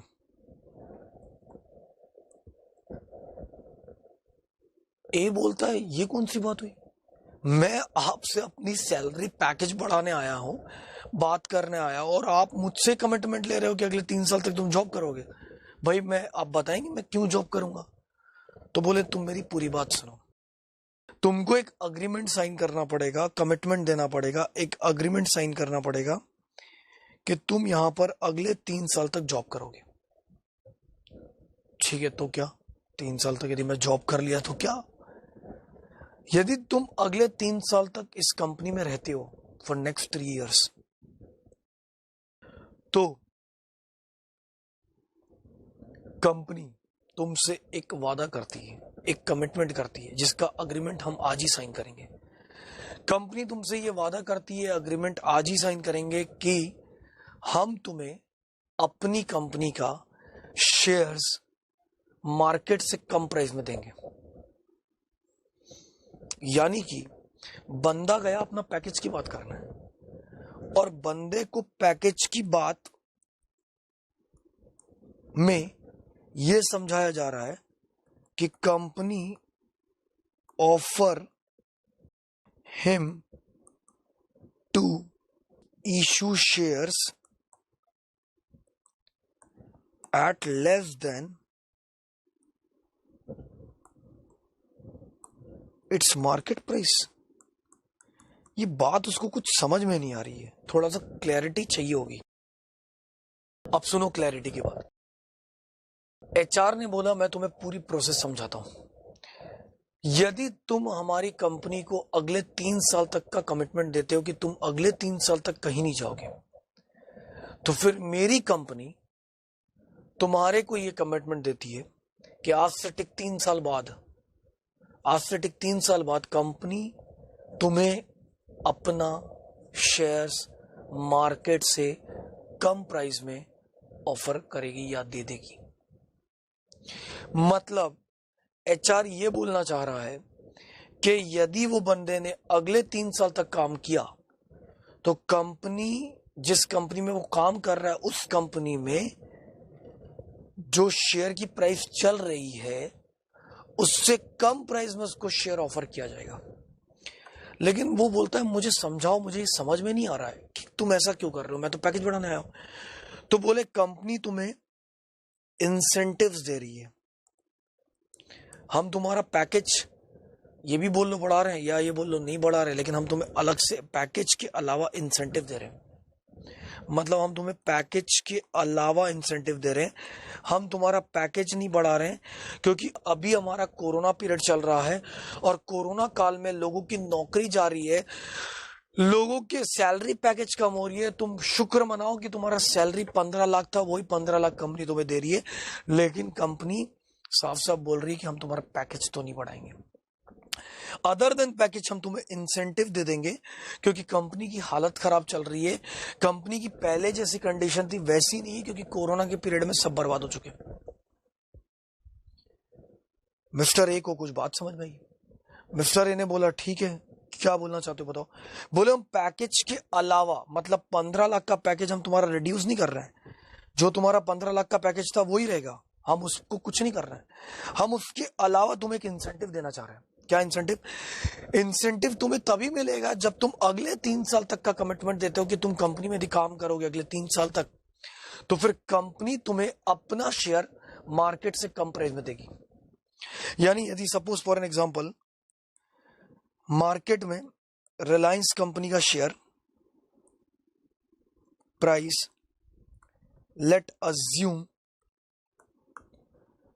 2000 रुपीज चल रहा है, तो ऑफर करेगी मिस्टर ए को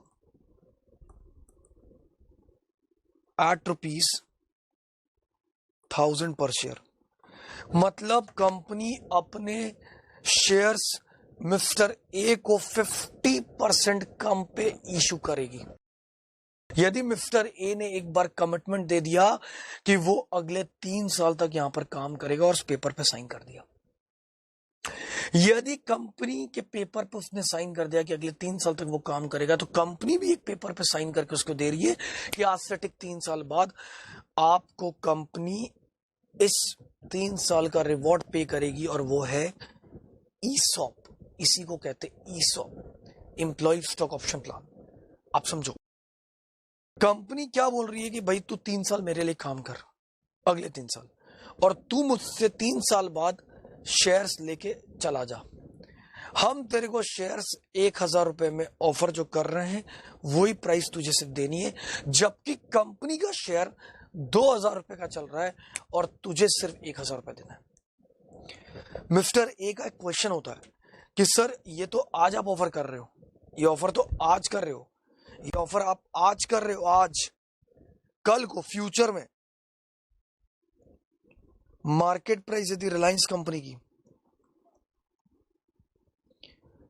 3500 पर शेयर हो गई, तो फिर क्या तब भी मेरी ऑफर प्राइस 1000 रहेगी? तो कंपनी ने कहा जी हां बिल्कुल, आपकी ऑफर प्राइस कांस्टेंट रहेगी।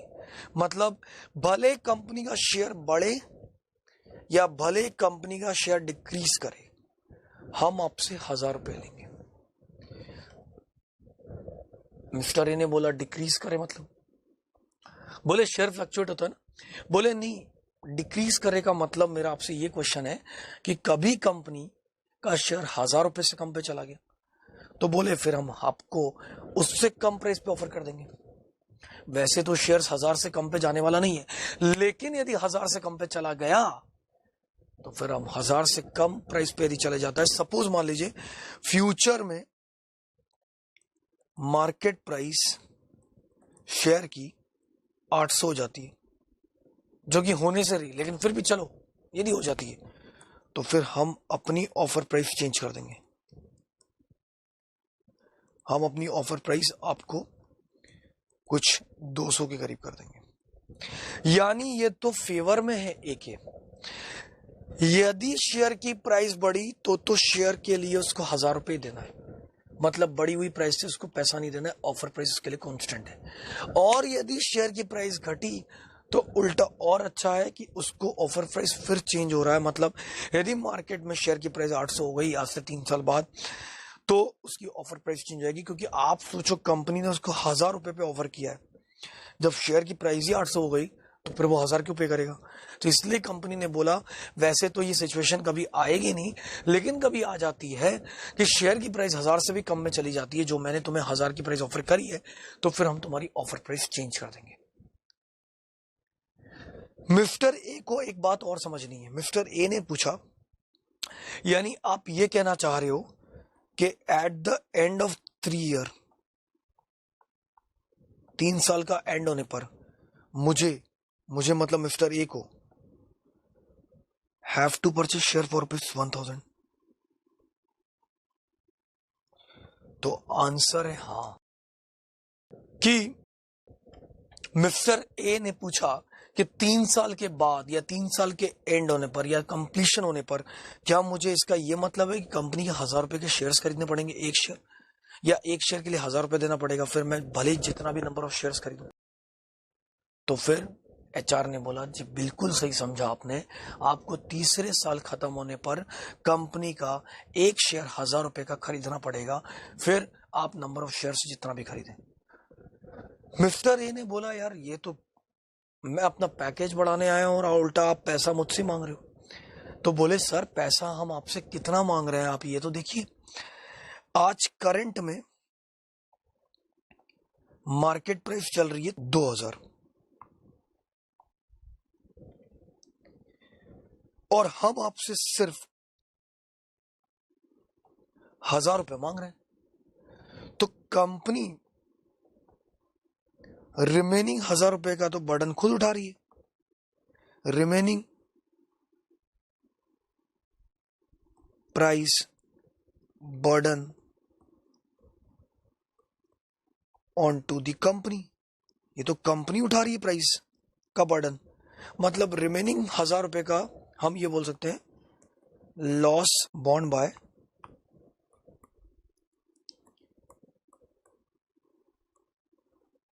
कंपनी।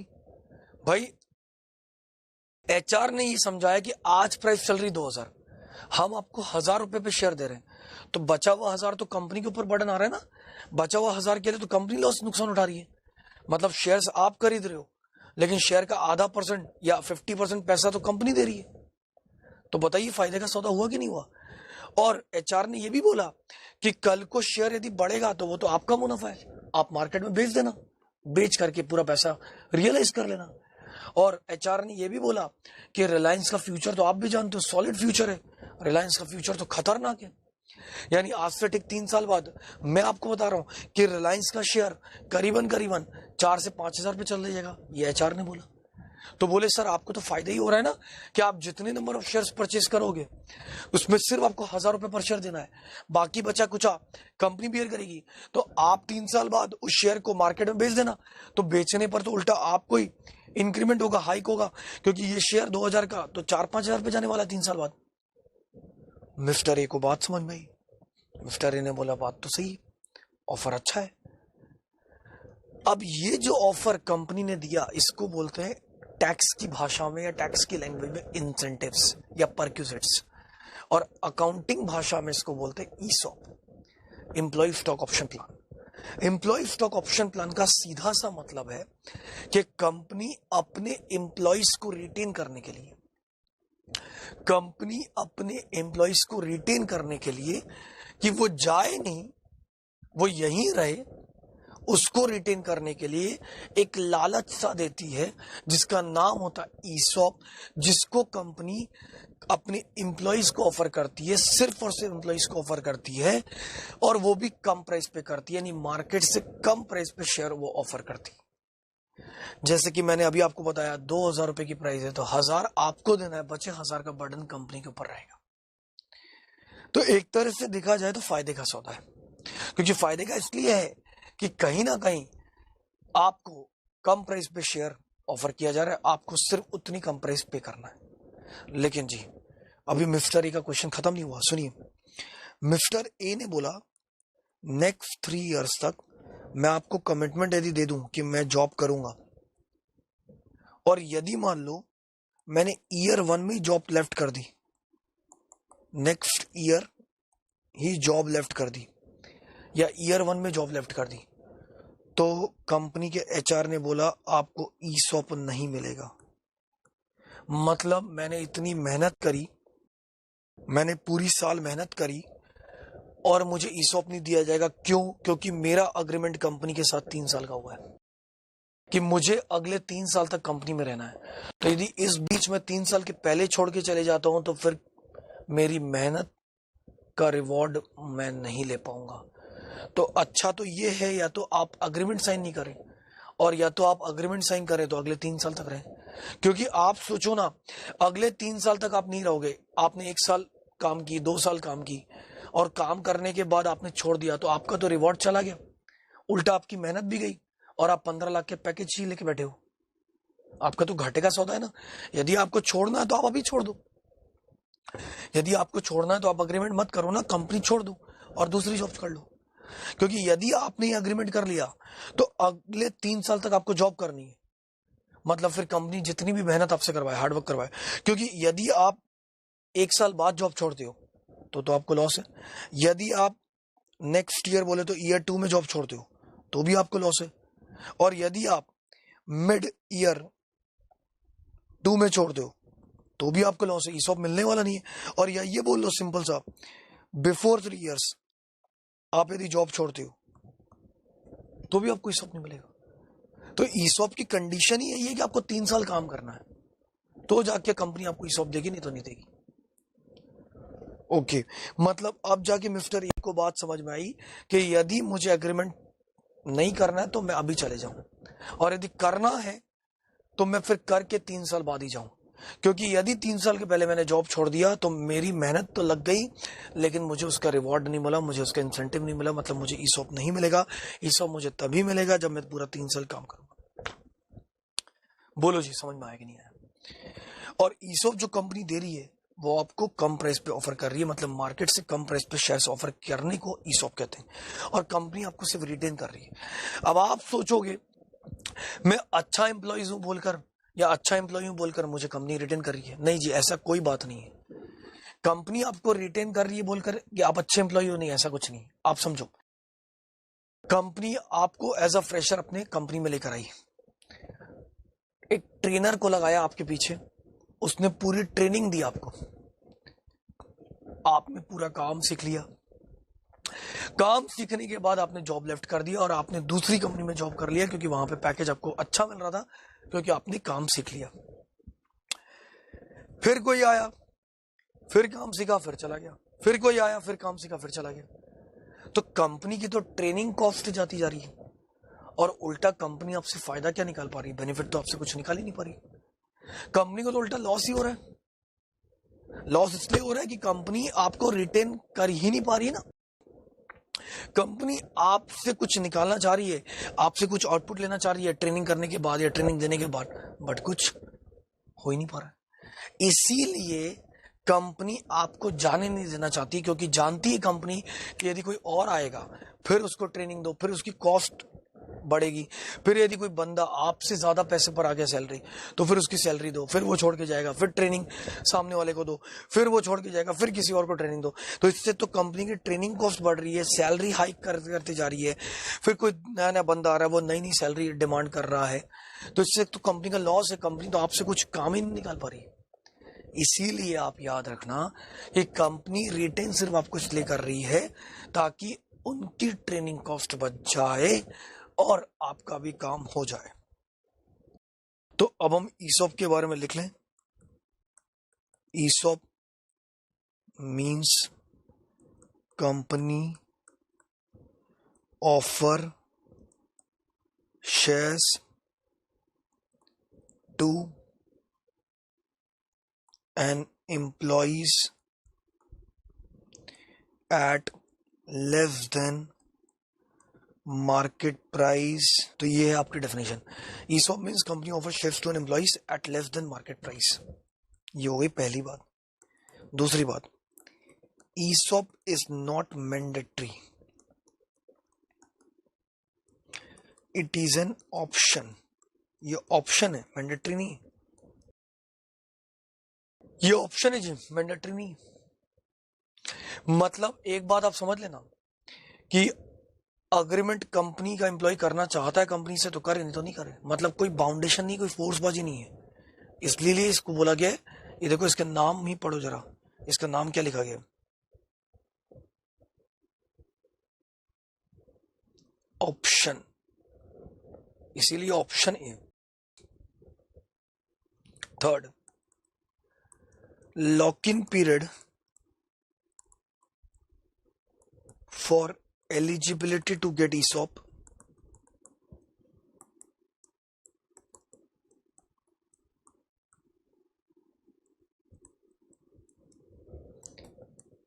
Years maximum. चलो, तो लॉक इन पीरियड एलिजिबिलिटी के लिए क्या है? 3 साल। मेरा कहने का ये मतलब है, यदि आपको ईसॉप लेना है तो अगले 3 साल तक आपको काम करना पड़ेगा कंपनी में। यदि आप ईसॉप लेना चाहते हो, ईसॉप का बेनिफिट लेना चाहते हो, you must have to work for next 3 years in company. आपको 3 साल काम करना पड़ेगा, ठीक है। तो ईसॉप यदि कोई आपसे पूछे तो आप बोलना कंपनी अपने एम्प्लॉय को शेयर्स कम प्राइस में ऑफर करती है, यानी मार्केट से कम प्राइस में ऑफर करती है रिटेन करने के लिए एम्प्लॉइज को, उसको कहते हैं ईसॉप। और इसको लेने के लिए आपको अगले 3 साल तक काम करना पड़ेगा, और ये मैंडेटरी नहीं, ऑप्शनल है, ठीक है। समझ गए बात? और ईसॉप एक क्या है? इंसेंटिव है, ठीक है। पैकेज का पार्ट आप बोल भी सकते हो, इंसेंटिव है, एक परक्यूजर टाइप का है, ठीक। अब ये मैंने आपको पूरा ईसॉप डिफाइन कर दिया, पूरा ईसॉप समझा दिया कि ईसॉप क्या होता है। तो ये अपना जो लेक्चर था ये ईसॉप के ऊपर था कि what do you mean by ESOP. अब जो नेक्स्ट लेक्चर है वो ईसॉप की थ्योरी के ऊपर है, तो अपन को ईसॉप की थ्योरी भी कवर करनी है। और उसके बाद जो नेक्स्ट लेक्चर है वो प्रैक्टिकल चैप्टर एमसीक्यूज के ऊपर है। यानी ये एक चैप्टर या ये एक वीडियो जो था ये पूरा ईसॉप के ऊपर था। अगला चैप्टर थ्योरी एंड उसके बाद एक अगला चैप्टर प्रैक्टिकल क्वेश्चन, ठीक है जी। तो आज के लिए इतनी रखते हैं अपन, अब अपन अपने नेक्स्ट वीडियो में मिलते हैं। Bye bye.